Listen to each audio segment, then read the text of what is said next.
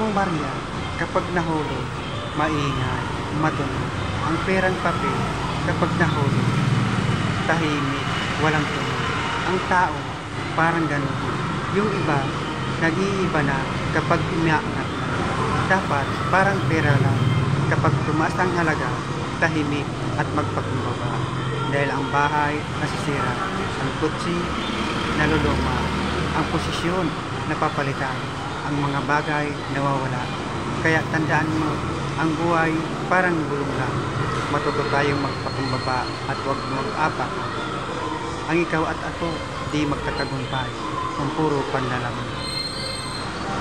Ang pera, nauubos, nawawala na parang bula. Ang bulaklak, malalanta. Subalit, ang salita ng Diyos, kailanman, di maubos, hindi mawawala. Kailan. Welcome, Exia-Page. Maligaya po narapin ang unang kong kabanata sa Exia-Page. Ito ang yugto ng aking buhay, Exia-Page. At akin ang kakalimutan ang unang naging mga naunat na ulit kong nakaraan. Maraming salamat sa inyo, mga kaibigan. Salamat.